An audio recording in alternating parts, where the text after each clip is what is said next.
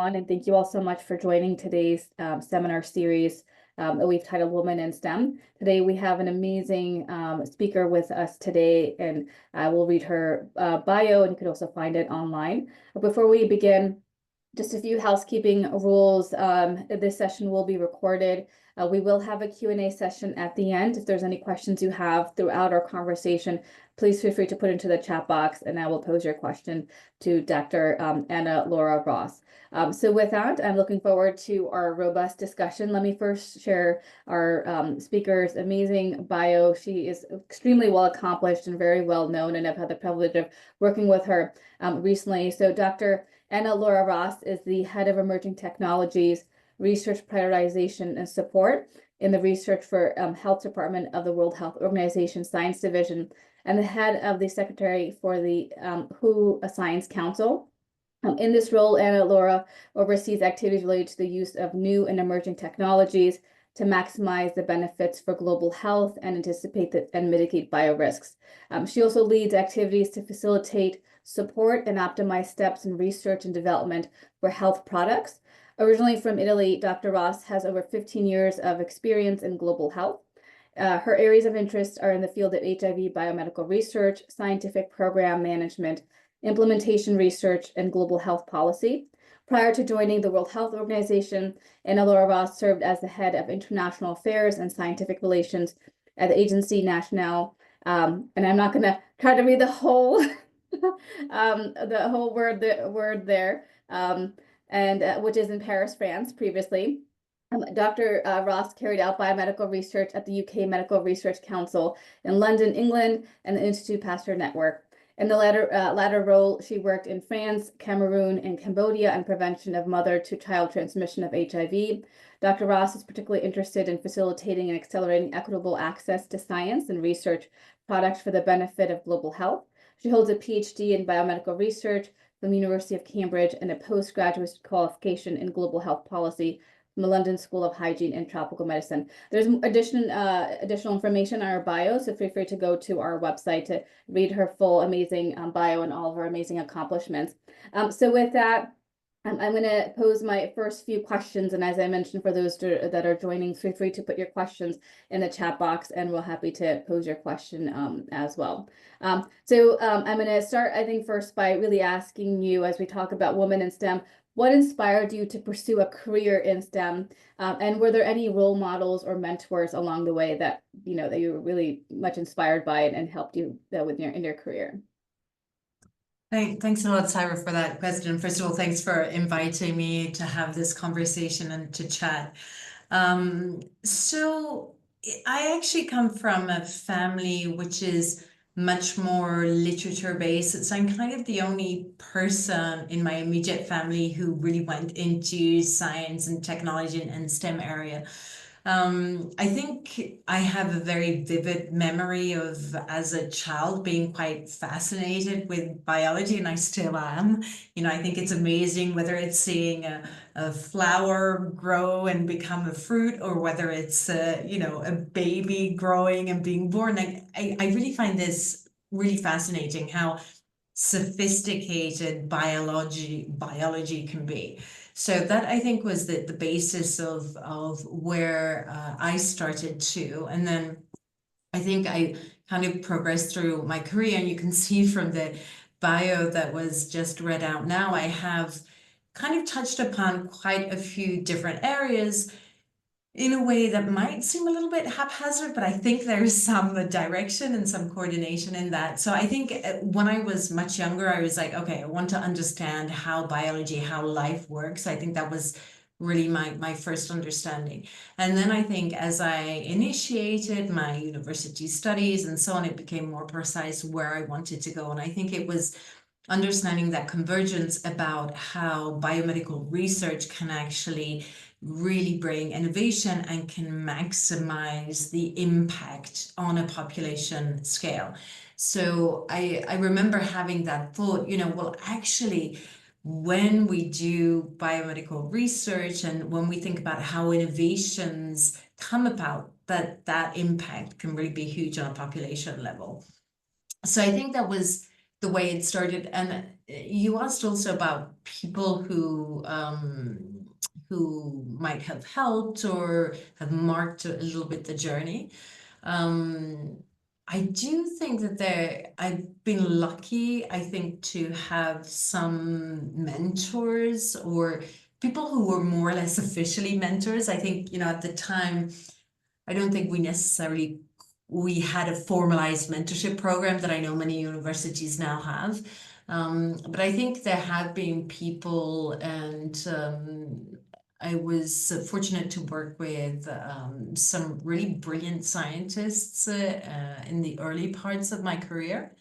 And then later on, I worked with Françoise Baris-Moussi, who was, she's actually the co-discoverer of the HIV virus. And I remember actually having a lot of conversations with her about what her experience was being a woman in science in what was a very male-dominated area and what her experiences were. And I think that she also made me reflect a little bit on some of the things that I might encounter in my career.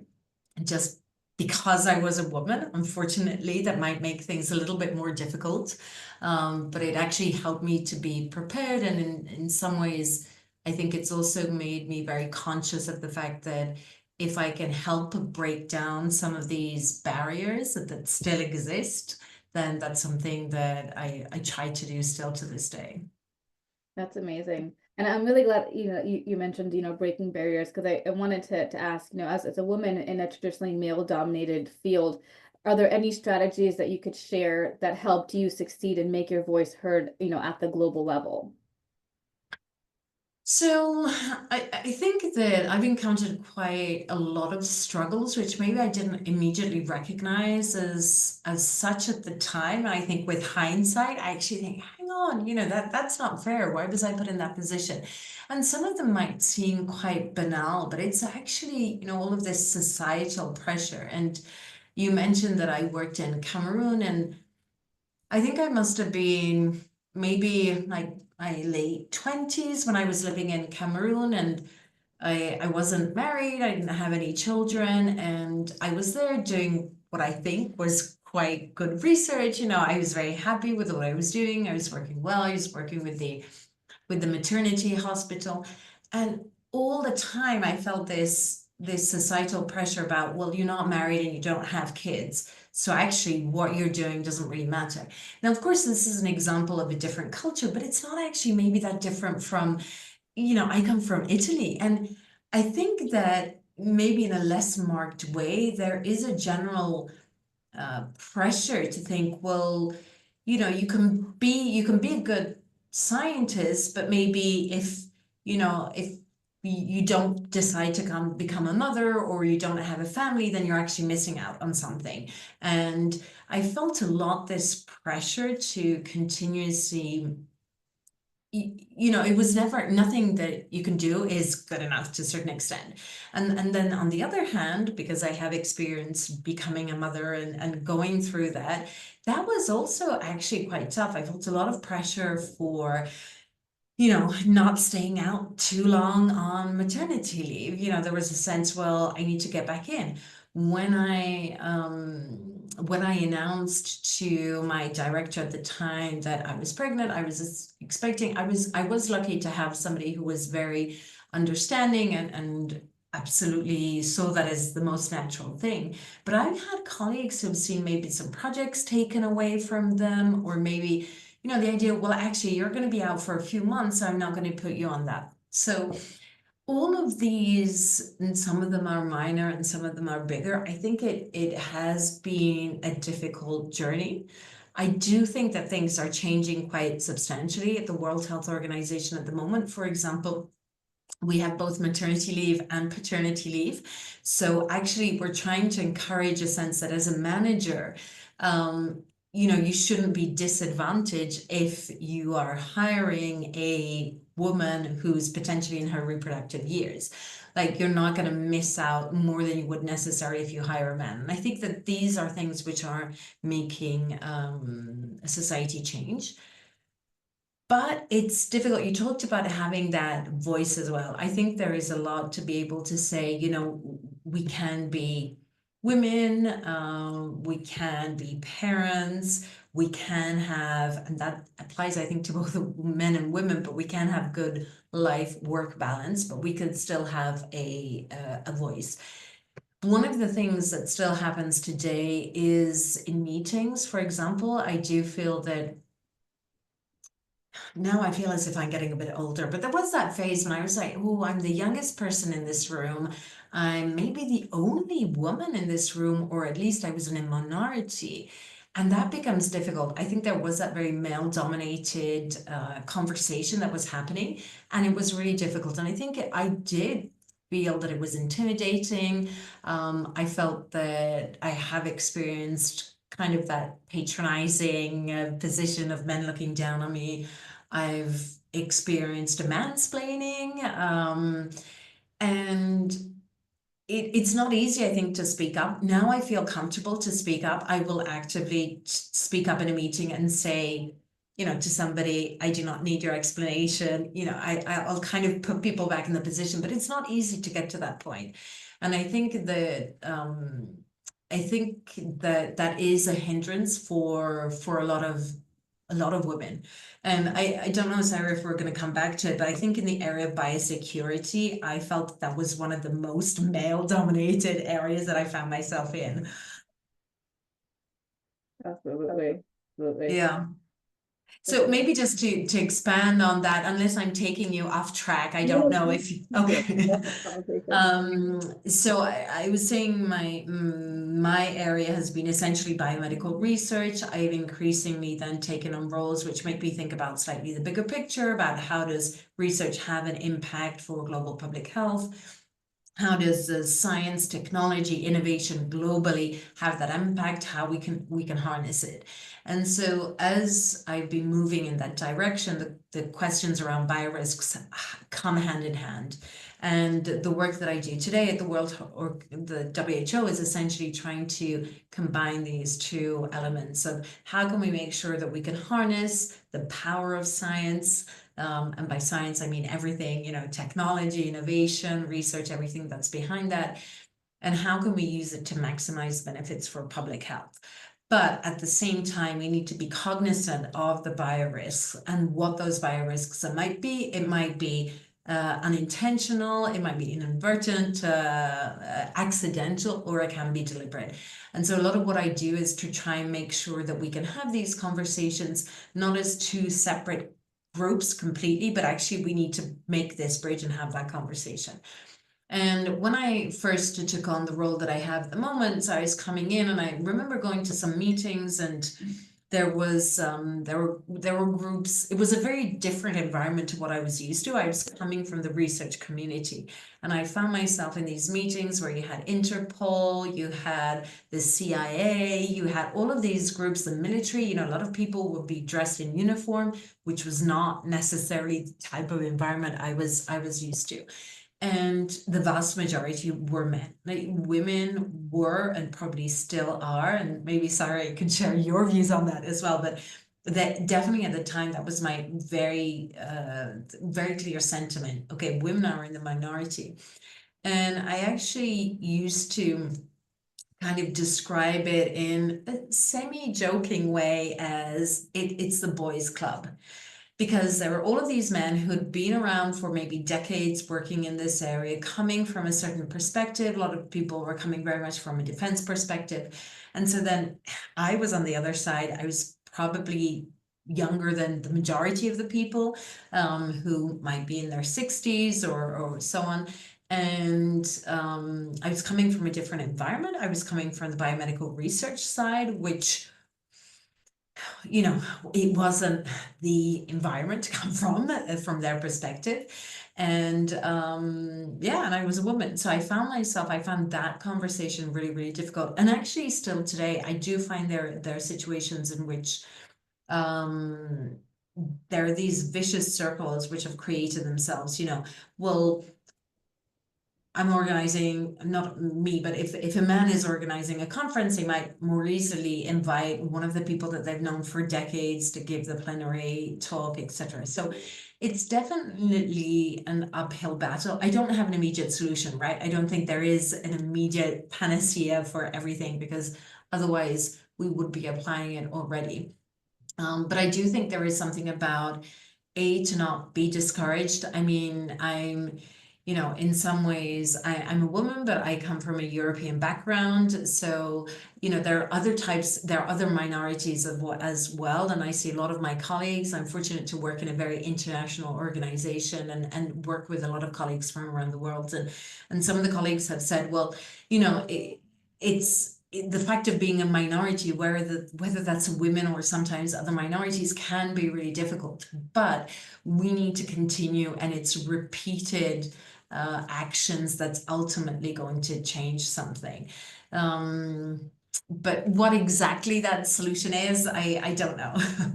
Yeah, no, absolutely. And I'm so glad that you mentioned, biorisks, because I want to go back to that because it's such a highly politicized word. And there's just, I think, so much to unpack there. I want to go back to, a couple of things you mentioned, which, includes like your work-life balance of, being a mom and working in this particular field. And I could certainly relate.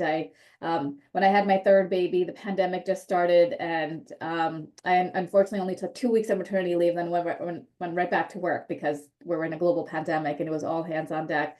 And now that I'm having my fourth, I definitely plan on taking my full 3 months. Hopefully nothing changes. Everybody has eyes on bird flu, so my team is like, just make sure, you may have to dip back in. But I think those are the realities, right? Of females working in this type of space in global health, because there's always a constant need, but it's also trying to balance, that work and family life. But I'd like to ask you, there are so many different barriers for females, and many of those are starting to break down because of many females like you that are helping kind of pave the way for the next generation of these STEM leaders. But is there any institutional or cultural change that you believe are necessary to foster greater gender equity in STEM? So I think there are some actions that can take place at an institutional level that can help, and some of those, it's also being very open and transparent on what some of the statistics are. So I'm taking in the example of WHO, but I know that other institutes and other organizations have done similar things. I think it's really important to track and to understand what is the gender balance. But also then to unpack that at a further level, because sometimes you might have, if you take a holistic approach, you say, well, actually, we're pretty good in gender balance. But then when you unpack that, you see that some of the positions at executive level or the higher grade positions are much more male dominated. And having that, to me, having that as facts and figures and being able to say, this is the reality today, what can we do to shift it? I think it's a very tangible kind of KPI approach to be able to say, well, this is the situation as the recruitments and new people are coming in, how can we address that balance? So from, I think, being transparent about what the situation is, I think it's a very key point. I think also there are ways that we have to think about the biases that can creep in. So certainly at the recruitment level, I do try to make sure that, obviously, as a woman, I would have a recruitment panel with me that might be both male and female. But I myself have been on the other side when I've been in front of a panel of all men. And I think that understanding that there are biases that can creep in, I think, are important, and it can go both ways, right? But making sure that there is a concerted effort. The other thing that we do very actively is to make sure that there's good representation.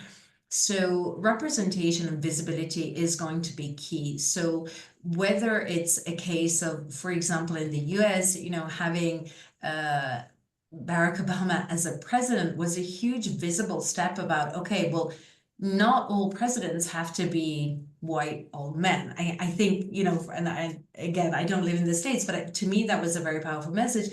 As for example, in Latin America, we see lots of female presidents for many of the countries. These are really important messages because they actually help create that, I think, that possibility, even in the, even in children, even in much younger people. They think, okay, that is something that is possible. But for me, what I do now is I make sure that when we do have meetings, when we do have conferences or consultations or whatever the type of gathering is, I will look very much at the gender balance, and I will look very much at the geographical distribution. Again, these are values that are reflected through the WHO, but having that as a systematic approach, I want to look at that. And again, it's not just about saying, well, if I have a group of 30 people, I want to make sure that we have approximately 15-15. It's not just about that, but it's also looking, if you have a speaking agenda, who are the speakers who are present? Can we avoid having an all-male panelist? That happened systematically at the beginning of my career. I mean, that was an everyday occurrence. And now we are seeing a lot less of it. And what I've actually seen, I've also seen some men also saying, well, I'm going to refuse to speak on that panel if it's an all-men panel, because the solution, I think, needs to come from all parts of society. So there are certain things that can happen and are integrated. And for me, some of these examples that I was giving from the WHO about thinking systematically about the distribution, the representation, for me seem now very second nature and very obvious. And it's almost, the most banal thing to do, and everybody should be doing it. But I'm actually organizing a meeting with a separate entity, which I won't cite, and they're great. It's actually very female driven. But I noticed how they don't necessarily have that very systematic approach. And I asked them, I said, well, how many women do you have? What is the geographical distribution? And they didn't necessarily have that presence of looking at it in a systematic way. So I think that these things can make a difference, and they can actually not just make a difference in the immediate term, but they create these automatic way of thinkings where we no longer accept an all-male panel, for example. That just can't happen anymore. Absolutely. Absolutely. I think that's an excellent point. And for those that have recently joined us, feel free to put any questions you have in the chat box, and I'll be happy to pose that to Dr. Ross. I want to go back to what you've mentioned on biorisks. As I mentioned, it's a highly politicized term, unfortunately, especially in today's day and age. If you don't mind, I think sharing a little bit about what does biorisks mean and how you apply that, in the work that you do. And then if you can also share some impactful projects that you've led in this particular area, just because there's just so much attention to it, and rightfully so, right? You have AI, you have all these other emerging technologies, and then when you talk about biorisks, those are very real, and tangible benefits as well, but obviously it's that dual risk. Absolutely. So the way that we think about biorisks in the team is actually taking quite a broad approach. And as I was saying at the very beginning, thinking about how everything in science, technology, and research and innovation has that double face. It's going to have probably benefits, or most likely it has benefits, but it also has that potential of risks. And what we deal with in particular, and I'll come back to it, is thinking about how do we mitigate biorisks and how can we govern dual use research and dual use research of concern. And I don't know how familiar this terminology is. Maybe to this group it is very familiar terminology, but I often have conversations when they've never heard of dual use research or the acronym DIRC. And the way that I often explain it is using what is, for me, a kind of archetypal example, which is around gain of function experiments, which is when we look at modifying infectious pathogens, for example, viruses, often to try and understand that virus, to understand how does it infect cells, why does it work in a certain way. And often we do these experiments from a scientific point of view to try and improve the diagnosis of infection of the virus, or maybe develop treatment, etc. But in doing some of these experiments, there is a certain set of experiments known as gain of function, when essentially we could cause that virus to become more infectious or more pathogenic. And obviously, if for whatever reason there were to be an accident or deliberate release, then that would be obviously a prime example of what dual use research of concern is. But the way that we think about it now is much broader. So it's recognizing that specific area and highly pandemic potential pathogens remains one of the core things that the WHO looks at. We do think about a lot of different other areas, because I do think it's going to be really difficult actually to think of any single innovation that doesn't have any kind of risk whatsoever. Some of this might not necessarily be a biorisk of per se, it might be around an ethical risk, but these are all risks that we have to think about. So some of the things that we do in the team that I lead is to really think about how we can encourage and foster an environment which is the responsible use of life sciences. My own example, so you've heard, I used to work a lot with HIV. I've worked in BSL-3 laboratories, daily. I've worked also at occasions in BSL-4 level 4 laboratories. But I never once had any kind of formal training around dual use research of concern. We had biosafety training, but even the word biosecurity is not something that I can remember actively in my career as a biomedical researcher. And we want to try and change that a little bit. We want to make sure that we can actually promote this environment of having a very vibrant and dynamic way of conducting science and thinking about science and innovation, whether it's in the US or whether it's in Rwanda or whatever country in the world, to really be able to make sure that we leave space for the scientific freedom of thinking, for a creative way of thinking, but in a way in which we have consciousness and awareness of the responsible use of life sciences. And one of the milestone products that we've worked on, which was released about 2 years ago, is a WHO guidance document, which is the global guidance framework for the responsible use of life sciences. The subtitle is Mitigating Biorisks and Governing Dual-Use Research of Concern. So this is a document which serves as a guide for our member states or other different stakeholders to be able to think about what they can do to improve that, I would say, some safeguards, all while allowing a lot of scientific freedom. And I insist on this point because I think we need to be careful about saying let's shut down science or let's not do certain types of research, because there are ways that we can obviously do research, but in a very responsible way, and just being conscious. And so that awareness is a critical area. So I was telling you about the example, which I think is that archetypal example when we think of infectious pathogens research, but now there are areas such as neurotechnology. We've actually just been initiating a working group and some meetings on neurotechnology to understand where is that area and that domain, which is the direction in which it's traveling in. And even now, it's not hard to imagine how there might be biorisks associated with neurotechnology as it stands today, and even more so when we think about maybe 3, 4, 5, or 10 years down the line. Another area is, of course, artificial intelligence. I think that's something where a lot of countries are thinking very carefully. There are a lot of risks associated with artificial intelligence. WHO has a series of people working on it. We are focusing on that specific area of biorisks that could be linked to the use of artificial intelligence. I mean, certainly one of the obvious examples that comes to mind is how successful AI has been in helping us think about the 3D structure of proteins. I think many of you might be familiar with AlphaFold and other types of approaches to really identify that 3D structure of proteins. And this is huge. This is great because this allows us to identify that 3D structure in such a quick way.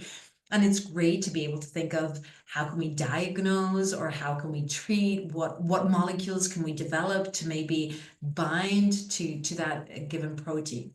But just as much and just as easily as we can think of ways to develop new therapies, of course, that type of technology could be used for the opposite. And so these are definitely areas where we, in many cases, that again, there's not a hard fixed solution.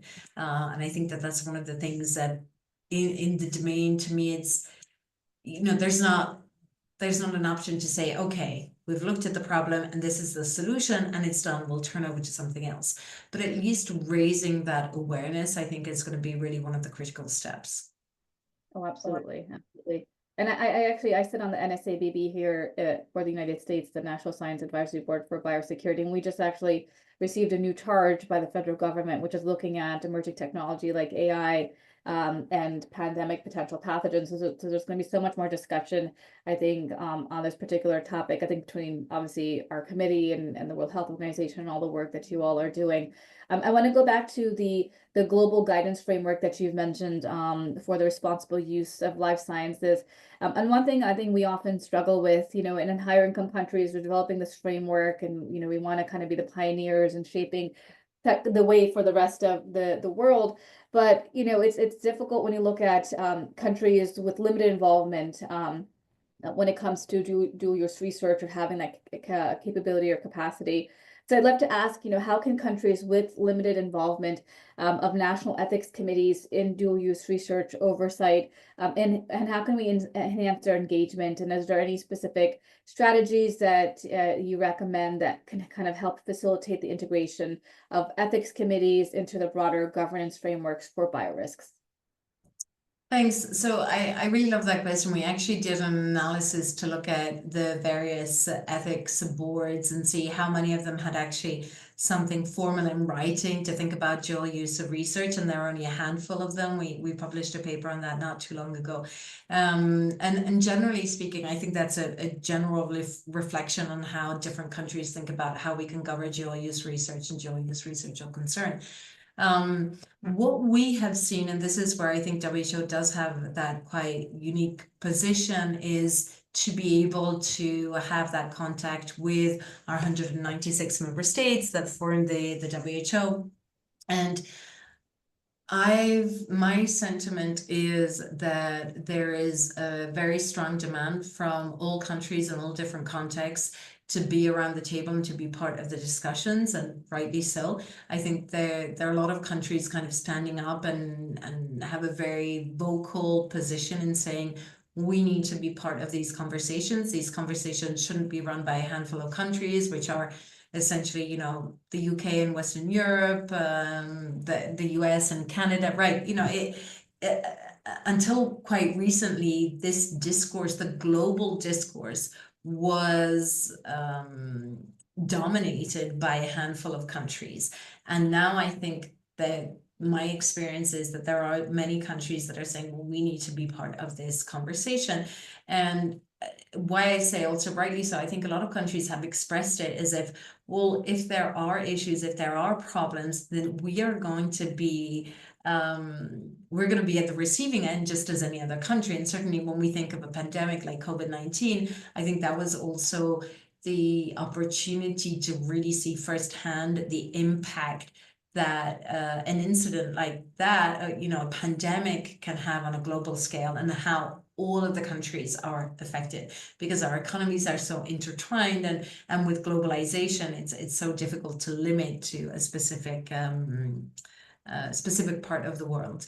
So since we released the guidance, we actually have been engaging with all of our regional offices. And WHO has 6 different regional offices. Our headquarters are here in Geneva in Switzerland, and then we have these 6 regional offices which we've been engaging with. And from the outset, for example, the regional office in Brazzaville, which covers the Africa region, has been extremely engaged. Uganda came to us and asked to work together and collaborate to implement the global guidance framework. So we're just completing now that that's being wrapped up, and that will be published and shared very widely about how a government initiative to think about how we could implement the guidance at a national level. And so we worked very closely with various different ministries. The Office of the Prime Minister was leading a lot of that coordination. We also think that there are different ways to implement the guidance. And so we're talking with different countries who might have different ways to want to implement this. I often say there's no one size fits all. So the way that it's implemented and adapted in one country might be very different from other countries. But to me, it's a really encouraging sign that we have a lot of countries, often with really vibrant research environments. And so they want to make sure that the pace in which their research and their scientific environment is advancing goes as much as possible hand in hand thinking about biorisks. That's wonderful. We have some questions in the chat box that I'll pose in a minute. So let me just ask one more question, then I'll post some of the questions we have that are coming in. So, being a female, in today's world of global health, we have to constantly address mis and disinformation. And I feel as if, as a woman, sometimes it's more challenging and harder for us, because I feel like society just comes down harder, when we have to address and debunk or pre-bunk. I'd love to get your thoughts, as we talk about biorisks, as I mentioned, so politicized and highly charged. How do you address mis and disinformation? And do you feel as if, as being a woman, has that, been challenging, or has that helped in any way, as you have to constantly address, so many of these false information that are constantly circulating out there? So I think the point comes down a lot to trust in science, which we've seen that trust in science has been broken in many communities and many societies. We do look, not necessarily our team, but elsewhere at WHO, we do have whole teams and people dedicated to looking at misinformation and disinformation, which we didn't have 5 years ago, for example, but such has been the impact on mis and disinformation that we saw during and following COVID-19, that it's become a whole area of study of work per se. Certainly from my perspective, it has been a lot of trust in science. I think that's the way I've perceived it, both in my own personal life and in my professional life. With COVID-19, I remember even having conversations with people and who would tell me, yeah, but I've read something on WhatsApp about how the vaccines are made, so I don't trust them. And I felt it was very frustrating, because I was like, well, I've spent years of my career developing vaccines, and I'm telling you something, and you're believing something that you've read on some random WhatsApp group, right? So how do we do that? And I think it was, part is it was the big unknown at the time, and it was a scary time for many of us, and navigating that sometimes was very difficult. But generally speaking, I think that what we have to do is try and continue to maintain that trust in science, and it's not something that any one person can do, but continue to do that. I try to be very objective and factual. I think especially as women, perhaps, if we show any emotions, we can get easily tagged as, oh gosh, she's hysterical. So I think I try to be as calm and factual as possible. The way I express myself in many cases is to make sure that I don't express this that could be interpreted as my opinion, but rather we have some rigorous scientific research that has generated this information, and really have a very evidence base to be able to support what we do. So I think those are some of the things that I think about more than I did five years ago.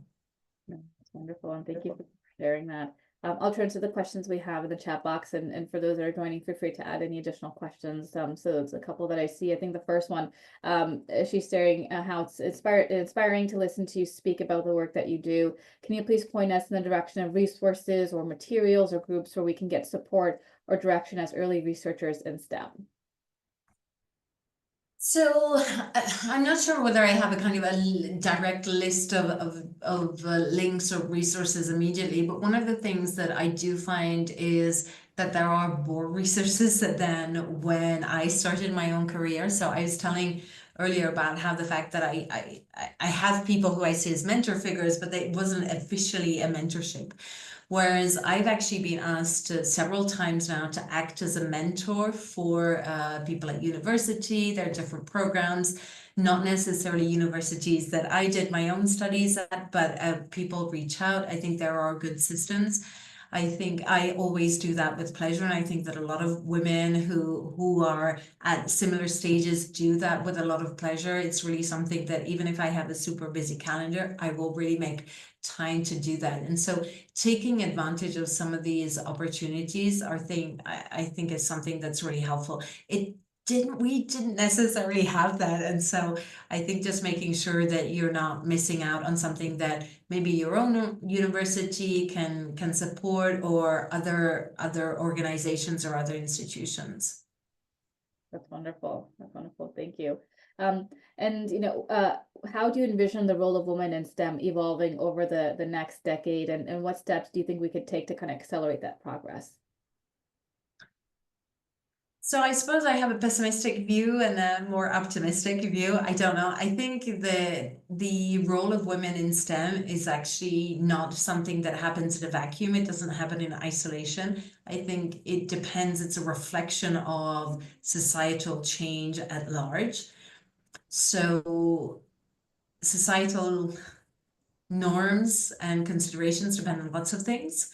They depend on who the leaders of our countries are, the values and principles that the leaders of our countries transmit.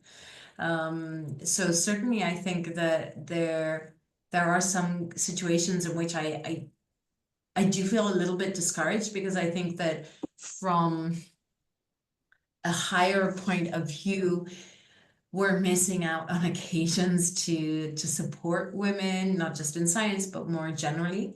In my own country, for example, there has been a lot of change in the way that the role of the woman in society, but there's still a lot to change. I come from Italy, as I said. So I think there's a little bit of slight pessimism, I would say, or not pessimism per se, but I think just recognizing that it doesn't happen in a vacuum.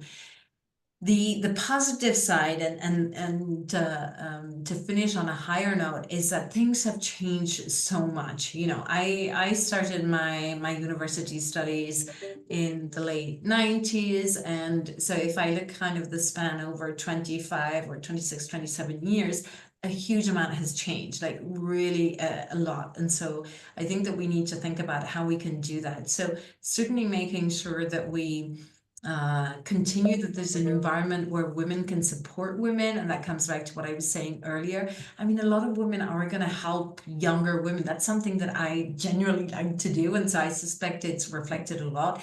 Take that, take those opportunities. And I think it's also about learning progressively. Make sure we have the space. If you are in a position of, let's call it power for want of a better word, but if you're, for example, in charge of a meeting or a scientific conference, make sure you speak up. Make sure we get women invited in those presenter roles, the keynotes, the plenaries. We need to participate. We need to do that. So I think for me, we're going definitely in the right direction. And let's make sure, sometimes it's around. I had a couple of interns recently in the unit, and I wouldn't say that I don't hire men, right? That's absolutely not the case. But if there is an opportunity, I have some really good women who applied for the internship. Well, I selected the two women because they were, for me, the best out of the group. And so I think that we just need to make sure that these small changes happen. And if you have the possibility to make a difference, then do that, take that step. Yeah, absolutely. I'm fortunate to oversee a very large special path and internship program where I work, and we started it about 7, 8 years ago. And over 90% of all of our interns that we've had over the last few years have been female. And that's not to say that we don't accept men. We absolutely do. It's just, just seeing their qualifications and their, ambition and the like they just really much stand out. So something that we're extremely proud of. So as we wrap up our conversation, I think two questions. The last one I'll ask you before we close out, but I'd love to hear from you about any key moments in your career where you're like, it helped you be in the leadership role that you're in today. And then if there's any example of a failure that you think set you back and how you kind of overcame that challenge. So while I was listening to the first part of your question, I was actually going to talk about failures or wrong decisions, because I think that that's equally as important. So as I look through the various facets of my careers, I mean, I've been really fortunate. The vast majority of experiences that I've had, I've really loved. I've learned a lot. I've interacted and worked with a lot of great colleagues. But sometimes one makes maybe not the right decision. I don't think it's a wrong decision, for example. I know that at one point I decided to make a move in my career, and when I arrived in the new position, I realized quite quickly that it wasn't what I expected, and I didn't feel comfortable. I didn't particularly like what I was doing. It just wasn't the right fit.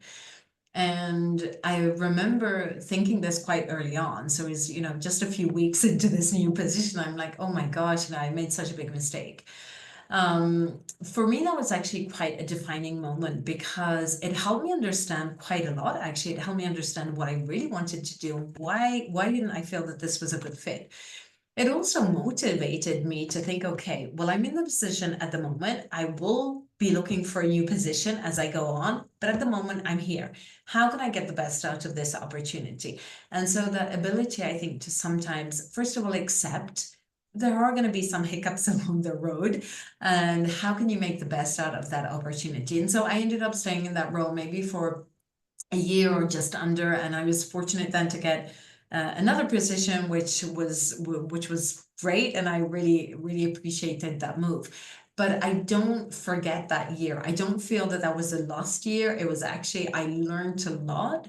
And so making sure that we can accept and have a positive way of thinking that sometimes our journey might take a little detour, and that's also fine.